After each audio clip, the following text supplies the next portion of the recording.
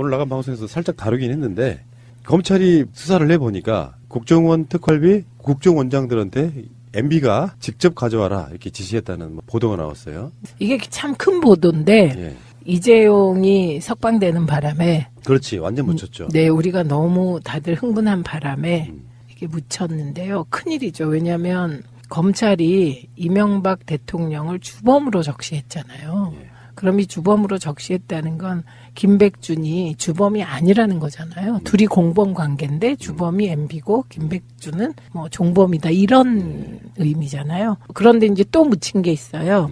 MB 쪽에서 반박문을 냈는데 그것 역시 주목을 받지 못했습니다. 그러니까. 둘 다 주목을 못 받았어요. 네. 그러니까 지금 여기 김백준은 이제 방조죄라고 굉장히 미미한 죄를 준 네, 건데 네. 예전에 그 김태효 같은 사람들 영장 기각됐잖아요. 구속영장. 네. 만약에 그 사람들이 영장이 발부가 됐다면 어떻게 됐을까? 이거 보고 느끼는 게 정말 구속이라는 게 무섭구나. 그렇죠. 예. 좀 빨리 일이 진행됐을 텐데 불구속되는 바람에 댓글과 관련하여 지금 지지부진해진 예. 거죠. 그러니까 지금 그 어떤 형국이나 상황을 보면 뭐 일부 어쩌다 보면 영장이 기각되는 경우도 있고 그렇더라고요. 특히 민간인 사찰 같은 경우는. 근데 그렇긴 한데 이명박을 포위할 수 있는 울타리는 사실상 촘촘하게 완성돼서 더 이상 못 퍼져나가는 정도 그런 느낌 아닌가 싶어요. 김백준이 저렇게 그 말을 할 정도면 이제 뭐 숨을 구멍도 없는 그런. 혹시 이명박 씨를 직접 보신 적 있어요? 직접 본 적 있죠. 아, 오래 사시겠네요. 저요? 동남아시아의 어떤 나라의 신화 속담에 악마를 직접 뵈면 장수한다 이런 말이 있어요. 깜짝이야. 정말. 뭔 말인가. 이명박 했어요. 씨가 우리나라의 국민들한테 굉장히 많은 분들한테 장수를 선물하셨습니다. 그리고요, 이게 MB 관련한 좀 의미 있는 기사들이 최근에 몇 개 나왔는데 너무 일이 많아서 평창 올림픽이랑 뭐 이재용 건이랑 일이 많아서 묻혔는데 KBS도 특종을 했어요. 그랬어요? 네, KBS는 아예 댓글 작업을 청와대가 직접 했. 이명박 정부 청와대는 국정원과 군사이버사령부의 인터넷 여론조작 사건에서 어느 수준까지 개입했을까? 청와대 진두지휘설이 제기될 때마다 관련자들은 의혹을 강하게 부인해왔습니다. 그런데 KBS가 이를 뒤집을 수 있는 군 내부 문건을 다수 입수했고 오늘부터 차례차례 보도해 드리려고 합니다. 먼저 단순한 배우설을 넘어서 청와대 내부에 인터넷 여론조작팀이 직접 운영됐다는 핵심 관련자 발언이 담긴 문건 내용을 전해드리겠습니다. 지난 2010년 1월 당시 국군 기무사령부 이처 옥과장은 청와대에서 김철균 뉴미디어 홍보비서관에게 기무사의 사이버 활동 내용을 보고합니다. 그리고 김 비서관의 발언을 정리한 문건을 만들었습니다. 대외비입니다. 김 비서관은 청와대가 정부 지지글과 대통령이 관심을 갖는 글에 대해 수시로 사이버상 활동을 하고 있다고 말합니다. 사이버상 활동 내용이 뭔지도 암시합니다. 정부 비난글에 댓글을 다는 것은 오히려 좌파들에게 빌미를 줄 수 있다. 정부 지지글을 많은 사이트에 퍼나르고 조회수를 늘리는 활동이 효과가 있다고 강조합니다. 2010년에 제가 뭐였는지 기억도 안 나네요. 벌써 몇 년이 됐습니까? 전화 끊겠습니다. 특히 이런 활동은 일체 외부에 알리지 않고 청와대 내부에서도 구두로만 보고하고 있다면서 각별한 보안을 지시합니다. 배우설이나 직접 지시설 등 이른바 댓글 사건의 가장 큰 의혹은 청와대가 어느 정도 개입했느냐는 것. KBS가 확보한 문건으로 청와대가 직접 나서 온라인 여론조작을 해왔다는 핵심 관계자의 발언이 처음 확인된 셈입니다. 취재팀은 김 전 비서관의 해명을 듣기 위해 수차례 직장과 자택을 찾았지만 만나지 못했습니다. 네, 근데 KBS가 특종을 하니까 이상하게 주목들을 안 하시는데 그것도 굉장히 큰 내용입니다. 사장이 바뀌니 할 일을 하는군요. 네, KBS의 탐사 보도팀이 굉장히 유능한 팀입니다. 그러니까요. 그래서 그 팀들의 이제 풀리면 KBS가 움직이면 진짜 뼈도 못 추린다. 이런 얘기가 과거에 있었거든요. 정현주 사장 시절에. 그래서 어제 그 단독 보도가 청와대가 직접 댓글 작업을 했다는 요지의 그 단독 보도가 KBS 탐사 보도팀이 부활하는 계기가 되었으면 좋겠고요. 그 다음에 또 하나 있습니다. 이건 저희 당 입장에선 굉장히 불행한 그 보도인데요. 이건 한겨레 쪽에서 나온 탐사 보도인데 댓글 작업에 경찰청도 관여한 것으로 보인다. 그러면 저희는 경찰청에 지금 가짜 뉴스와 댓글 조작을 고발해 놓은 입장에서 가슴이 철렁하던데요. 그거 보니까. 그런데 이것도 순진한 생각인 게 그러면 뭐 국정원도 하고 군대도 하고 다 했는데 경찰청만 놔뒀을까요? 아. 지금 말씀하신 KBS나 한겨레 특종들은 사실은 그렇게 의심돼 왔던 부분이 있었거든요. 오죽하면은 왜 낙검수에서도 그랬어요. 청와대 지하에 댓글 부대가 있다. 직접 이명박 내려와서 댓글 뭐 달라고 지시까지 한 적이 있다. 이렇게 이야기한 적도 있으니까 네네. 떠돌던 소문들이 사실 확인되는 그런 지점이라고 보는데. 근데 그러면 이제 어떻게 하나요? 경찰청도 댓글 작업을 한 범죄 조직인데 그게 이제 경찰청 사이버 수사대가 했을 거 아닙니까? 아니면 어떤 조직이 했을까요? 그래서 저는 우리는 지금 엄청 큰 건들을 다 서울경찰청 사이버 수사대 고발해놨는데. 이런 경우를 이제 고양이에게 생선을 맡긴다고 하는 건데 그렇다고 경찰을 전면 불신할 수는 없고 그렇죠. 그것을 지시해가지고 어쩔 수 없이 하신 분들도 있을 거고요. 네. 그런 관점들 속에 확실히 그런 건 있어요. 대통령은 바뀌었다 이런 부분이 그런 조직에서 뭔가를 엄청나게 나쁜 범죄성을 실행했던 사람들에 대해서는 다시 이렇게 죄를 줘야 되는 저는 그런 부분이 좀 있다고 생각해요. 벌 주는 거? 죄와 벌. 그렇죠. 죄가 있으면 벌을 받아야죠. 예. 근데 이게 걱정은 이런 거죠. 우리가 댓글 관련하여, 댓글 조작 관련하여 고발을 했잖아요. 근데 그 댓글 조작 방식을 과거에 국정원 댓글에 관여했던 혹시나 누군가가 경찰청 내에서 수사를 하게 된다면 자기가 한 일을 자기가 수사하는. 그렇지. 그런 형국, 영화 같은 그런 일이 생기지 않을까. 이런 우려도 좀 되는 거고요. 그리고 지금 저희가 강하게 의심하고 있는 대목이 하나 있는데요. 예. 지금 댓글을 다는 요 패턴은 국정원 댓글 부대의 댓글 조작 패턴하고 유사합니다. 예. 거의 일치하는 패턴이거든요. 예. 그리고 국정원 댓글 때도 그때 댓글 부대 때도 매크로 기계 조작 문제가 제기됐었고요. 그런데 갑자기 정말 아무것도 모르는 어느 박근혜 대통령을 지지하는 어떤 그룹이 갑자기 매크로를 하고 갑자기 댓글 조작을 하고 이럴 수는 없는 거거든요. 매크로까지 하고 댓글 조작을 패턴으로 할 정도면 손에 익어야 되는 거예요. 꾸준히 해왔던 사람들. 그렇죠. 그리고 우리 지지자들 중에도 오랫동안 댓글을 감시한 분들은 거의 전문가 수준이 다 되어 있거든요. 그렇죠. 네, 그런데 이 댓글이 달리고 조작되고 뭐 이런 거를 보면서 저희가 조직적 개입에 의심이 있다. 이렇게 고발을 한 거거든요. 그러면 우리가 조직적이라고 얘기할 때 혹자는 뭐 특정 정당에서 지역이 별로 150명씩 뭐 디지털 뭐 댓글단을 모아서 한다고 하는데 과연 그런 정도의 분들을 모아서 매크로 조작까지 할 수 있나요?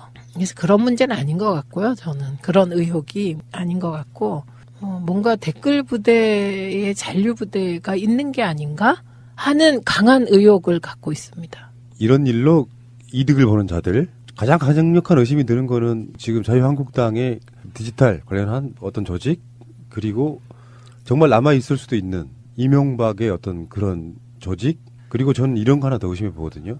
국정원들 중에서 국정원 현재 직원이 아닌 뭐 양호의 양지회 같은 그런 조직들이 돌렸던 조직. 그러면 이건 수사 의뢰를 제대로 해가지고요. 이거 경찰이나 검찰이 의지만 했으면 금방 잡아낼 수 있는 거거든요. 그가 걱정하는 지점이죠. 네, 거기가. 네. 뭘 걱정하냐면 저희는 우리가 고소고발할 때까지만 해도 KBS 보도도 아직 안 나왔고 그 한겨레 보도도 없었기 때문에 서울경찰청에서 조직적으로 댓글 부대에 관여했다는 보도를 안 접했을 때에 고발을 서울경찰청에 했는데 만약에 그 보도들이 사실이라면 이게 큰일이죠. 왜냐하면 진짜 큰일이죠. 그러네요. 의원님 입장에서는 하늘이 좀 더 어려지는 상황일 수도 있어. 이걸 어디다가 수사를 더 의뢰를 해볼까요? 이런 문제가 있습니다. 그래서 그 기사가 좀 더 취재했더니 상층부 일부였다든지 뭐 이렇게. 의원님 차원, 디지털 소통위원회 차원이 아니라 당 차원으로 좀 끌어올리실 필요가 있지 않을까요? 최고위원회에서도 좀 많이 언급이 되고 수사를 촉구하고 최소한 그 정도는 할 수 있잖아요.